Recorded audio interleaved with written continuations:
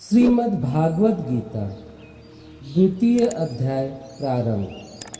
संजय बोले, उस प्रकार करुणा से व्याप्त और आंसुओं से पूर्ण तथा व्याकुल नेत्रों वाले शोकयुक्त उस अर्जुन के प्रति भगवान मधुसूदन ने यह वचन कहा। श्री भगवान बोले, हे अर्जुन, तुझे इस असमय में यह मोह किस हेतु प्राप्त हुआ? क्योंकि न तो यह श्रेष्ठ पुरुषों द्वारा आचरित है, न स्वर्ग को देने वाला है और न कीर्ति को करने वाला ही है। इसलिए हे अर्जुन, नपुंसकता को मत प्राप्त हो, तुझमें यह उचित नहीं जान पड़ती।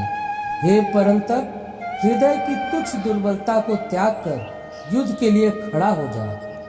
अर्जुन बोले, हे मधुसूदन, मैं रणभूमि में किस प्रकार बाणों से भीष्म पितामह और द्रोणाचार्य के विरुद्ध लड़ूंगा?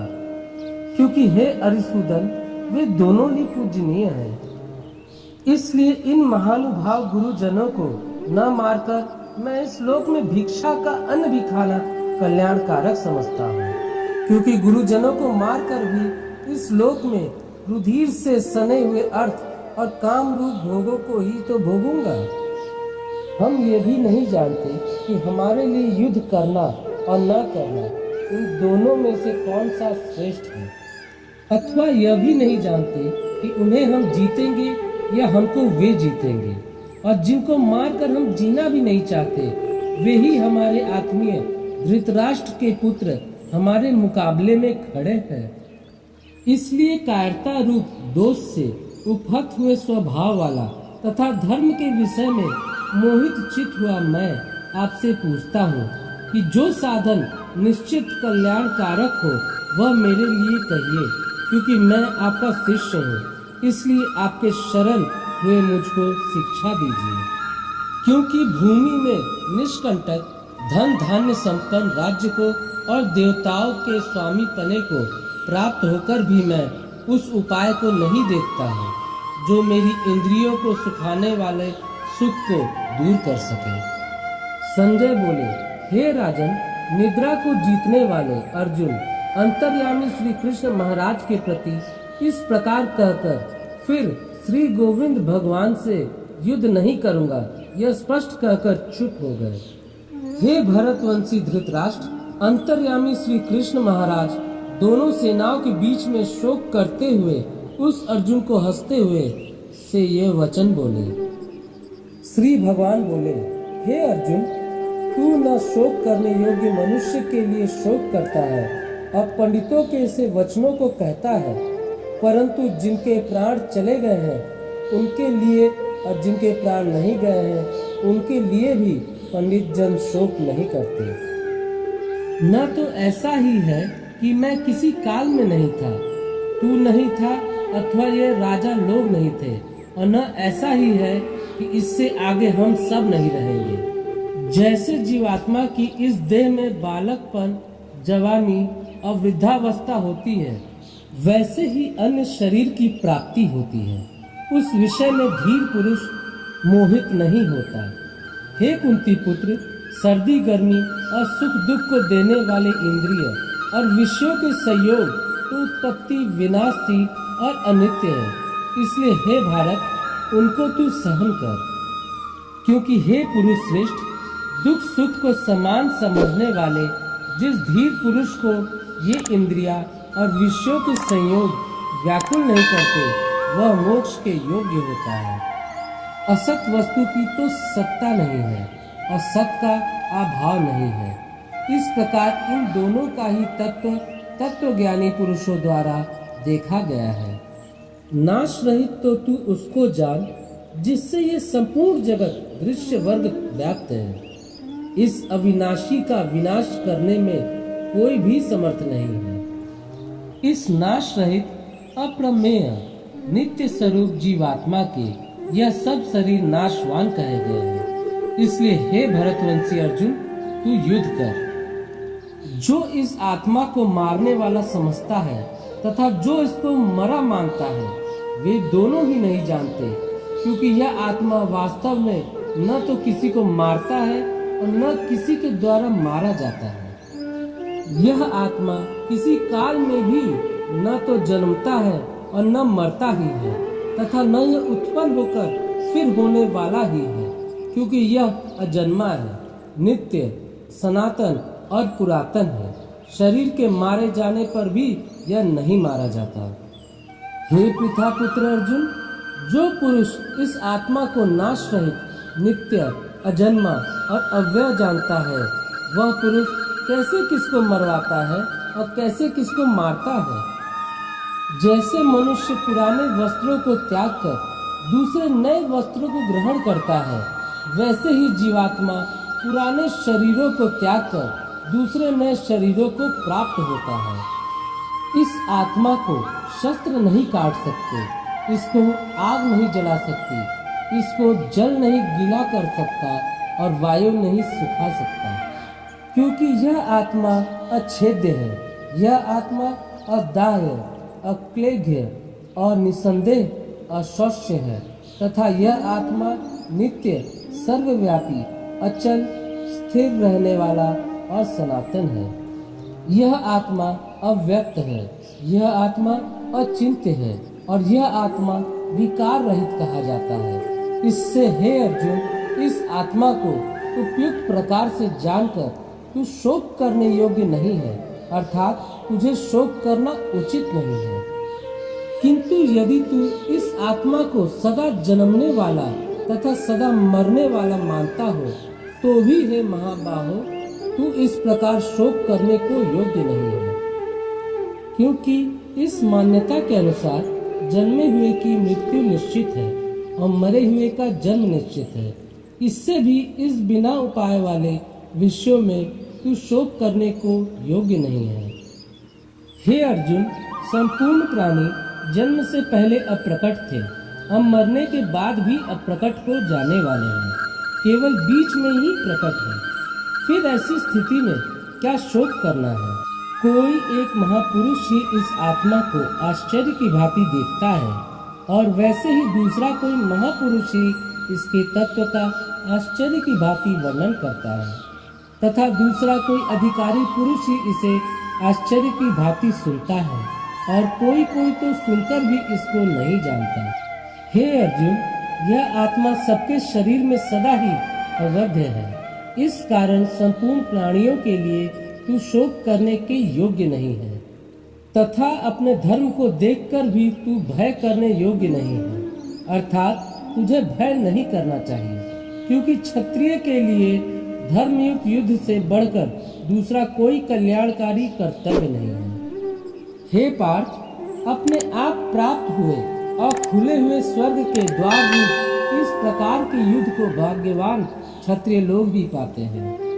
किंतु यदि तू इस धर्म युक्त युद्ध को नहीं करेगा तो स्वधर्म और कीर्ति को खोकर पाप को प्राप्त होगा, तथा सब लोग तेरी बहुत काल तक रहने वाली अब कीर्ति का भी कथन करेंगे और माननीय पुरुष के लिए अब कीर्ति मरण से भी बढ़कर है। और जिनकी दृष्टि में तू पहले बहुत सम्मानित होकर अब लघुता को प्राप्त होगा, वे महारथी लोग तुझे भय के कारण युद्ध से हटा हुआ मानेंगे।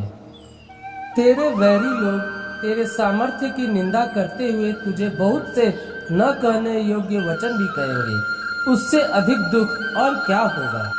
या तो तू युद्ध में मारा जाकर स्वर्ग को प्राप्त होगा अथवा संग्राम में जीतकर पृथ्वी का राज्य भोगेगा। इस कारण हे अर्जुन, तू युद्ध के लिए निश्चय करके खड़ा हो जा। जय पराजय, लाभ हानि और सुख दुख को समान समझकर उसके बाद युद्ध के लिए तैयार हो जा। इस प्रकार युद्ध करने से तू पाप को नहीं प्राप्त होगा। हे पार्थ, यह बुद्धि तेरे लिए ज्ञान योग के विषय में कही गई और अब तू इसको कर्म योग के विषय में सुन। जिस बुद्धि से युक्त हुआ तू कर्म के बंधन को भली भांति त्याग देगा, अर्थात सर्वथा नष्ट कर डालेगा। इस कर्म योग में आरंभ का अर्थात बीज का नाश नहीं है और उल्टा फल स्वरूप दोष भी नहीं है, बल्कि इस कर्म योग रूप धर्म का थोड़ा सा भी साधन जन्म मृत्यु रूप महान भय से रक्षा कर लेता है। हे अर्जुन, इस कर्म योग में निश्चय आत्मिकता बुद्धि एक ही होती है, किंतु अस्थिर विचार वाले विवेकहीन सकाम मनुष्यों की बुद्धियां निश्चय ही बहुत भेदों वाली और अनंत होती है। हे अर्जुन, जो भोगों में तन्मय हो रहे हैं, जो कर्म फल के प्रशंसक वेद वाक्यों में ही प्रीत रखते हैं, उनकी बुद्धि में स्वर्ग ही परम प्राप्य वस्तु है, और जो स्वर्ग से बढ़कर दूसरी कोई वस्तु ही नहीं है, ऐसा कहने वाले हैं। वे अविवेकी जन इस प्रकार की जिस पुष्पित अर्थात दिखाई शोभायुक्त वाणी को कहा करते हैं, जो कि जन्म रूप कर्म फल देने वाली एवं भोग तथा ऐश्वर्य की प्राप्ति के लिए नाना प्रकार की बहुत सी क्रियाओं का वर्णन करने वाली है, उस वाणी द्वारा जिनका चित्त हर लिया गया है, जो भोग और ऐश्वर्य में अत्यंत आसक्त है, उन पुरुषों की परमात्मा में निश्चयात्मिकता बुद्धि नहीं होती। हे अर्जुन, वेद उपर्युक्त प्रकार से तीनों गुणों के कार्य रूप समस्त भोगों एवं उनके साधनों का प्रतिपादन करने वाले हैं। इसलिए तू उन भोगों एवं उनके साधनों में आसक्तिहीन, हर्ष शोकादि द्वंद्वों से रहित नित्य वस्तु परमात्मा में स्थित योग क्षेम को न चाहने वाला और स्वाधीन अंतःकरण वाला हो। सब ओर से परिपूर्ण जलाशय के प्राप्त हो जाने पर छोटे जलाशय में मनुष्य का जितना प्रयोजन रहता है, ब्रह्म को तत्वों से जानने वाले ब्राह्मण का समस्त वेदों में उतना ही प्रयोजन रह जाता है। तेरा कर्म करने में ही अधिकार है, उसके फलों में कभी नहीं। इसलिए तू कर्म के फल का हेतु मत हो तथा तेरी कर्म न करने में भी आसक्ति न हो। हे धनंजय, तू आसक्ति को त्याग कर तथा सिद्धि और असिद्धि में समान बुद्धि वाला होकर योग में स्थित हुआ कर्तव्य कर्मों को कर। समत्व ही योग कहलाता है। इस समत्व रूप बुद्धि योग से सकाम कर्म अत्यंत ही निम्न श्रेणी का है। इसलिए हे धनंजय, तू समबुद्धि में ही रक्षा का उपाय ढूंढ, अर्थात बुद्धि योग का ही आश्रय ग्रहण कर, क्योंकि फल के हेतु बनने वाले अत्यंत दीन है। समबुद्धि युक्त पुरुष पुण्य और पाप दोनों को इसी लोक में त्याग देता है, अर्थात उनसे मुक्त हो जाता है। इससे तू समत्व रूप योग में लग जा। यह समत्व रूप योग ही कर्मों में कुशलता है, अर्थात कर्म बंधन से छूटने का उपाय है। क्योंकि समबुद्धि से युक्त ज्ञानी जन कर्मों से उत्पन्न होने वाले फल को त्याग कर जन्म रूप बंधन से मुक्त हो निर्विकार परम पद को प्राप्त हो जाते हैं। जिस काल में तेरी बुद्धि मोह रूप दलदल को भली भांति पार कर जाएगी, उस समय तू सुने हुए और सुनने में आने वाले इस लोक और परलोक संबंधी सभी भोगों से वैराग्य को प्राप्त हो जाएगा। भांति भांति के वचनों को सुनने से विचलित हुई तेरी बुद्धि जब परमात्मा में अचल और स्थिर ठहर जाएगी, तब तू योग को प्राप्त हो जाएगा, अर्थात तेरा परमात्मा से नित्य संयोग हो जाएगा। अर्जुन बोले, हे केशव, समाधि में स्थित परमात्मा को प्राप्त हुए स्थिर बुद्धि पुरुष का क्या लक्षण है? वह स्थिर बुद्धि पुरुष कैसे बोलता है, कैसे बैठता है और कैसे चलता है? श्री भगवान बोले, हे अर्जुन, जिस काल में यह पुरुष मन में स्थित संपूर्ण कामनाओं को भली भांति त्याग देता है और आत्मा से आत्मा में ही संतुष्ट रहता है, उस काल में वह स्थित प्रज्ञ कहा जाता है। दुखों की प्राप्ति होने पर जिसके मन में उद्वेग नहीं होता, सुखों की प्राप्ति में जो सर्वथा निष्क्रिय है तथा जिसके राग, भय और क्रोध नष्ट हो गए हैं, ऐसा मुनि स्थिर बुद्धि कहा जाता है। जो पुरुष सर्वत्र स्नेह रहित हुआ, उस शुभ या अशुभ वस्तु को प्राप्त होकर न प्रसन्न होता है और न द्वेष करता है, उसकी बुद्धि स्थिर है। और कछुआ सब ओर से अपने अंग को जैसे समेट लेता है, वैसे ही जब यह पुरुष इंद्रियों के विषयों से इंद्रियों को सब प्रकार से हटा लेता है, तब उसकी बुद्धि स्थिर है। इंद्रियों के द्वारा विषयों को ग्रहण न करने वाले पुरुष के भी केवल विषय तो निवृत्त हो जाते हैं, परंतु उनमें रहने वाली आसक्ति निवृत्त नहीं होती। इस स्थित प्रज्ञ पुरुष की तो आसक्ति भी परमात्मा का साक्षात्कार करके निवृत्त हो जाती है।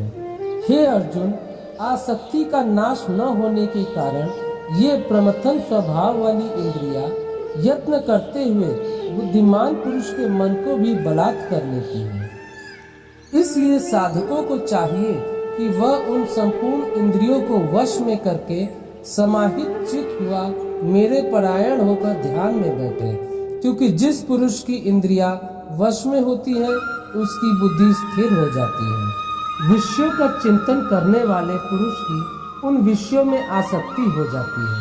आसक्ति से उन विषयों की कामना उत्पन्न होती है और कामना में विघ्न पड़ने से क्रोध उत्पन्न होता है।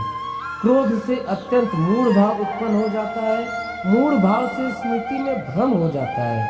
स्मृति में भ्रम हो जाने से बुद्धि अर्थात ज्ञान शक्ति का नाश हो जाता है और बुद्धि का नाश हो जाने से यह पुरुष अपनी स्थिति से गिर जाता है।